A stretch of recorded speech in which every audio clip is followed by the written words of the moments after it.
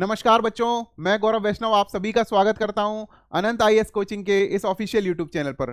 बच्चों, आज की कक्षा में हम बात करेंगे विश्व के प्रसिद्ध ज्वालामुखियों के बारे में। उससे पहले हम जान लेते हैं कि जो आज की हमारी कक्षा होगी वह किन किन एग्जाम्स के लिए महत्वपूर्ण है। तो देखिए बच्चों, जितने भी वनडे एग्जाम है, चाहे वो आरआरबी एनटीपीसी का हो, यूपीएसआई का हो, पोस्ट ऑफिस से रिलेटेड कोई पोस्ट हो, एसएससी जीडी की पोस्ट हो, बैंकिंग की पोस्ट हो या एमटीएस की परीक्षा से रिलेटेड हो, ये जो तथ्य हैं, ये जो फैक्ट हैं, ये ज्यादातर परीक्षाओं में पूछे जाते हैं जितनी वनडे एग्जाम है। और जितने भी स्टेट पीएससी के एग्जाम है, जैसे यूपीपीएससी का एग्जाम हो गया, यूकेपीएससी का एग्जाम हो गया, एचपीएससी, आरपीएससी, आरएएस, इन सभी परीक्षाओं में, साथ ही में जो टीचिंग से रिलेटेड एग्जाम है, असिस्टेंट प्रोफेसर, यूजीसी नेट, इन सभी परीक्षाओं में ये पूछा जाता है। और सीयूईटी पीजी की परीक्षा, सीयूईटी यूजी की परीक्षा, आज की समय में 12वीं के बाद सीयूईटी यूजी के एग्जाम के बिना किसी भी प्रेस्टिजियस कॉलेज में हमें एडमिशन नहीं मिल सकता। तो सीयूईटी की परीक्षाओं में भी इन सवालों को पूछा जाता है। दोस्तों, 15 अक्टूबर से हम अपना फास्ट एंड फ्यूरियस बैच चालू करने वाले हैं। आप सभी से ये अनुरोध है कि ज़्यादा से ज़्यादा लोगों तक, ज़्यादा से ज़्यादा परीक्षार्थियों तक इस हमारे जो फास्ट एंड फ्यूरियस बैच के डिटेल्स को पहुंचाएं, ताकि ज़्यादा से ज़्यादा बच्चे हमारे इस बैच से, जो कि हम 90 दिन की क्लास लेने वाले हैं, जिसमें हम आपकी 45 क्लासेस लेंगे मैथ की और रीजनिंग की, प्लस जीएसजी के एंड करंट अफेयर्स की आप 45 हम क्लास आपकी लेंगे। और इन सभी क्लासेस में हम आपका कवर कराएंगे पूरा SSC, GD, RRB NTPC, post office, MTS और बैंकिंग से रिलेटेड जितना भी जीएसजी के current affair, math, analytical reasoning हमसे पूछा जाता है। तो चलिए शुरू करते हैं आज की क्लास। बच्चों, आज की क्लास में हम जब बात करने वाले हैं विश्व के प्रसिद्ध ज्वालामुखियों के बारे में। ज्वालामुखी परीक्षाओं की दृष्टि से बहुत इंपॉर्टेंट एक टॉपिक रहा है और इससे आपको 1 या 2 नंबर हर परीक्षा में आपको मिलते ही हैं। तो सबसे पहले बात करेंगे ओजस डेल सेलेडो के बारे में। ओजस डेल सेलेडो जो हमारा ज्वालामुखी है, ये अर्जेंटीना चिली बॉर्डर के पास है। देखेंगे अभी जब हम मैपिंग सेशन लेंगे तो आपको मैपिंग में सारे ज्वालामुखी, सारी झीलें, लेक, सब कुछ हम बताएंगे। ओजस डेल सेलेडो बहुत ही इंपॉर्टेंट जो फैक्ट है और ये कई बार पूछा जाता है परीक्षाओं में, अर्जेंटीना चिली बॉर्डर पे है। माउंट कोटोपेक्सी, कोटोपेक्सी हमारा इक्वाडोर में, इक्वाडोर क्षेत्रफल के हिसाब से काफी छोटी कंट्री है, लेकिन इसमें चिम्बेराजो और कोटोपेक्सी नाम के 2 एक्टिव वल्केनो हैं और जो परीक्षा की दृष्टि से बहुत ही महत्वपूर्ण है। पोपोकेटेपिटल मैक्सिको में, पूरी तरह से मैक्सिको में है ये पोपोकेटेपिटल, और ये परीक्षा में पूछा गया, कई बार सवाल है। आप इस पे 3 स्टार लगा सकते हैं। कई बार यूपीपीएससी की परीक्षाओं में, स्टेट पीएससी की परीक्षाओं में और टीचिंग से रिलेटेड जितनी परीक्षाएं उनमें ये पूछा गया है।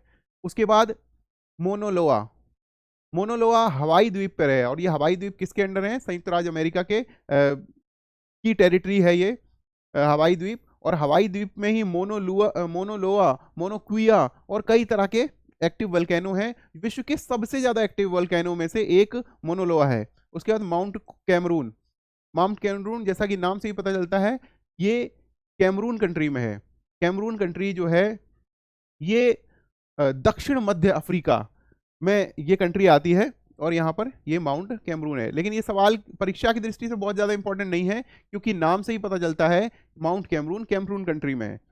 Mount Erebus, mount Erebus Ross में है और रॉस कहाँ है?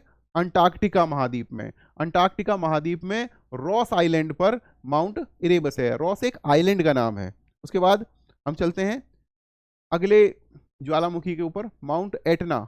माउंट एटना सिसिली द्वीप पर है, इटली में।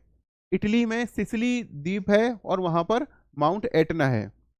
उसके बाद माउंट पीली, माउंट पीली मार्टिनिक द्वीप में है। और मार्टिनिक द्वीप कहाँ आता है? ये कैरिबियन जो हमारी कंट्रीज हैं वहां पर मार्टिनिक द्वीप है और ये फ्रांस की टेरिटरी है, ये फ्रांस के ज्यूरिडिक्शन के अंडर आता है। मार्टिनिक द्वीप पे है माउंट पीली। पीली को आप PILEE करके सर्च करेंगे तो आपको पता चलेगा माउंट पीली इज इन मार्टिनिक द्वीप और ये कहाँ पे है?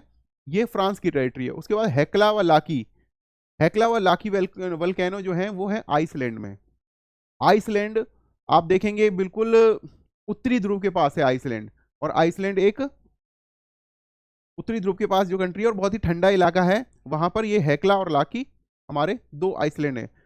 उसके बाद माउंट विसिवियस, ये मेडिटेरियन सी में नेपल्स की खाड़ी में इटली की जुरिडिक्शन में माउंट विसुवियस पड़ता है, और विश्व के सबसे जो एक्टिव वोल्केनोज में से उनमें से एक है स्ट्रोम्बोली। इसको भूमध्य सागर का प्रकाश स्तंभ कहा जाता है। जो हमारा स्ट्रोम्बोली वोल्केनो है, जो ज्वालामुखी है, इसको भूमध्य सागर का प्रकाश स्तंभ कहा जाता है, और ये पड़ता है लिपारी द्वीप भूमध्य सागर। और ये किस देश के कंट्री के जुरिडिक्शन में है? ये इटली के जुरिडिक्शन में आता है, माउंट स्ट्रोम्बोली। उसके बाद क्राकाताओ इंडोनेशिया का एक एक्टिव वोल्केनो है, और ये हाल ही में इसमें विस्फोट हुआ था, और वो काफी दिन तक जो न्यूज में भी रहा था। Mount Krakatoa is in Indonesia. उसके बाद हम बात करेंगे कटमई वोल्केनो है अलास्का प्रायद्वीप पर। अलास्का प्रायद्वीप कहाँ है? संयुक्त राज्य अमेरिका में, बिल्कुल जहां पर हमारी जो इंटरनेशनल जो लाइन है, डेट जहां से डिसाइड होती है, बिल्कुल वहां पर। जैसे आप समझ लीजिए कि इधर से ये एशिया का, रशिया का इलाका है, और यहाँ पर आपका यहाँ पर अलास्का प्रायद्वीप है। यहाँ से हमारी इंटरनेशनल लाइन चलती है, जहाँ से डेट डिसाइड होती है, डेट का फर्क पता चलता है। तो यहाँ पर अलास्का है, अलास्का में कटमई वोल्केनो है। उसके बाद माउंट रेनियर और माउंट शस्ता, ये दोनों ही संयुक्त राज्य अमेरिका की जुरिडिक्शन में आते हैं, संयुक्त राज्य अमेरिका की भूमि पर हैं। आप इनको याद रखेंगे, माउंट रेनियर और शस्ता को इकट्ठा याद रखेंगे तो आपको याद रहेगा। रेनियर और Shasta is in United State of America. उसके बाद मैंने आपको बताया था, जब मैंने आपको वहां पे बताया था, कोटोपैक्सी बताया था, तो कोटोपैक्सी के साथ में ही मैंने आपको बताया था चिम्बरेजो और कोटोपैक्सी कहाँ है? इक्वाडोर में। मैं आपको दोबारा दिखा देता हूं। ये मैंने आपको बताया था माउंट कोटोपैक्सी कहाँ है? इक्वाडोर में, और चिम्बरेजो भी हमारा इक्वाडोर में ही है। उसके बाद आता है माउंट फ्यूजियामा अधिकतर चर्चा में रहता है, और बहुत ही मतलब काफी फेमस वोल्केनो है, और ये जापान में है। जिस नाम से ही पता चल रहा है, Fujiyama is in Japan. Mount पोपा कहाँ है? ये भारत के समीप ही है, म्यांमार कंट्री में माउंट पोपा है। एक शायद ये काफी दिन से इसमें विस्फोट नहीं हुआ, एक प्रक्षुब्ध ज्वालामुखी है। उसके बाद माउंट ताल है फिलीपींस में। मैंने यहाँ पे फिलीपींस के जितने भी वोल्केनो है वो यहाँ पर लिख दिए हैं, टाल, पिलाटिबो और मियाना। ये तीनों ही वोल्केनो जो हैं ये फिलीपींस में आते हैं। आप परीक्षा की दृष्टि से इनको याद कर लीजिए, और इन तीनों पे आप 4 स्टार लगा लीजिए, कई बार ये पूछे गए हैं। और ये जो मैं आपको बता रहा हूं, जो ज्वालामुखियों के नाम, ये फेमस ज्वालामुखी हैं जो बार बार परीक्षाओं में पूछे जाते हैं, तो आपको इतने तो याद ही कर लेने हैं। और उसके बाद अगर आप कभी देखिए, विकिपीडिया पे भी सर्च करते रहना चाहिए। अगर आपको कोई बहुत इंपॉर्टेंट फैक्ट मिलता है तो आप मुझे भी कमेंट सेक्शन में कमेंट करके बता सकते हैं कि सर हमने ये ढूंढा है। और ये बहुत ही जरूरी है कि देखिए, अपने आप का विस्तार जरूर करते रहना चाहिए। हमें ये सीखते रहना चाहिए कि हमें कुछ नई जानकारी मिलती रहे। और उसके बाद देवबंद और कोह सुल्तान दोनों ही ज्वालामुखी जो हैं ईरान में आते हैं।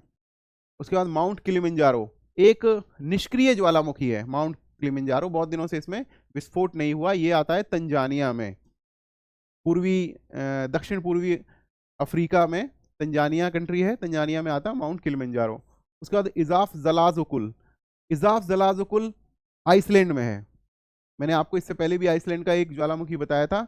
ये सभी 25 ज्वालामुखी जो हैं ये आपको परीक्षा की दृष्टि से याद कर लेने हैं, क्योंकि ज्यादातर यूपीपीएससी की परीक्षाओं में तो ये सवाल कई बार आते हैं, और हर साल मतलब कोई ना कोई ज्वालामुखी उसमें पूछा जाता है। और एमटीएस की परीक्षा में, एसएससी जीडी की परीक्षा में, एसएससी सीजीएल की परीक्षा में, और आरआरबी एनटीपीसी की परीक्षा में। साथ ही मैं आप सभी को ये भी बताने वाला हूं कि जल्द ही हम कुछ क्वेश्चन आंसर के, आरआरबी एनटीपीसी से रिलेटेड क्वेश्चन आंसर के हम लाइव सेशन आपके लेने वाले हैं। तो आप सभी उन लाइव सेशन से जरूर जुड़ना।